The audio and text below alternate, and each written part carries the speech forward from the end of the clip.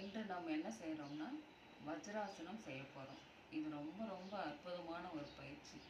ஏன்னு கேட்டிங்கன்னா, நம்ம உடற்பயிற்சி ஆசனாஸ்லாம் செய்யும்பொழுது என்ன சொல்லுவோன்னா ஒரு விரிப்பின் மீது செய்கிறோம். அதுக்கப்புறம் சாப்பிட்றதுக்கு, அதாவது இப்போ ஒரு காஃபி குடிச்சிட்டோம்னா ஒரு 1/2 கழித்து செய்யணும்னு சொல்கிறோம்.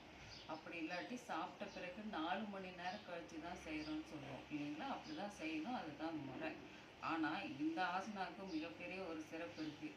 என்னன்னு பார்த்தீங்கன்னா, நீங்கள் சாப்பிட்டு கூட இந்த இந்த ஒரு ஆசனாஸ் மட்டும் செய்யலாம். அது என்ன ஆசனம்னா வஜ்ர ஆசனம்.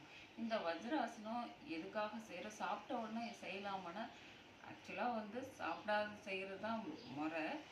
இது இதனோட ஸ்பெஷல் என்னன்னா, நீங்கள் சாப்பிட்டீங்க, வயிறு ஃபுல்லாக சாப்பிட்டீங்க, ஒரு டைஜஷனே ஆகாமல் இருக்குது அப்படின்ற ஒரு சூழ்நிலையில் இந்த பயிற்சி செய்யலாம். சரிங்களா? இது ஒன்று மட்டும்தான் சாப்பிட்டு செய்யக்கூடிய ஒரு ஆசனாஸ் பார்த்தீங்கன்னா இந்த ஆசனா.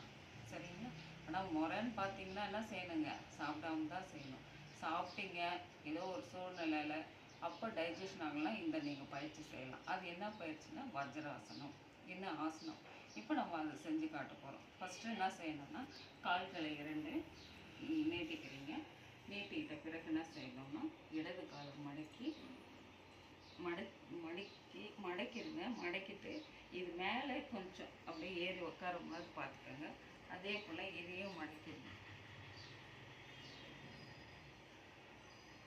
இப்போ பார்த்தோம்னா இந்த மாதிரி வஜ்ராசனம், இது பேர் தான் வஜ்ராசனம். கால்கள் 2 மடக்கி கம்ஃபர்டபுளாக உக்காந்துட்டு கைகள் என்ன செய்யணும்னா முட்டி மேலே வச்சுக்கணும். வச்சுட்டு மூச்சை நல்லா கவனிக்கணும். கண்களை எல்லாம் மூடிக்கோங்க. ஒரு 5 இயல்பான மூச்சு.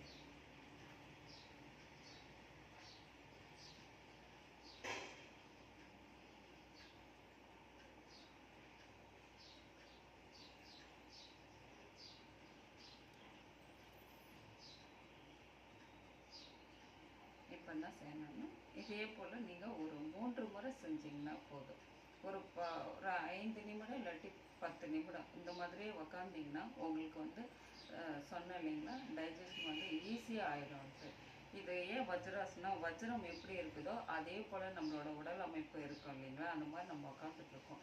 அதனால தான் வஜ்ரம் போல் உடம்பு நல்லா ஸ்ட்ரென்தன் ஆகும். அதே போல் பார்த்திங்கன்னா என்னோடய நன்மைகள் சொல்கிறேன். நெக்ஸ்ட்டு பார்த்திங்கன்னா, நம்ம தியானம் செய்கிறது கூட இந்த ஆசனத்தில் செய்யும்போது இன்னும் நல்லா உங்களுக்கு சிறப்பாக அமையும். அதே போல் நம்மளுடைய இந்த தொடப்பகுதி, இடுப்பு பகுதி, தொடப்பகுதி, கெண்டைக்கால், இந்த கணுக்கால், இது எல்லாமே நல்லா ஸ்ட்ரென்தன் ஆகும். இந்த மாதிரி நம்ம உக்காந்துட்ருக்கோம் இல்லைங்களா, அதனால நல்லா ஸ்ட்ரென்த்தனாக இருக்கும். ஒவ்வொரு தசையும் நரம்புகள்லாம் நமக்கு ஆரோக்கியத்தை தரும். இடுப்பிலிருந்து அதனுடைய உள் உறுப்புகள் கூட இயக்கத்துக்கு வரும் இந்த ஆசனம். இந்த மாதிரி நீங்கள் செய்யும்போது இந்த மாதிரி 3 முறை செஞ்சீங்கன்னா போதும். இதுதான் வஜ்ராசனம். சரிங்களா?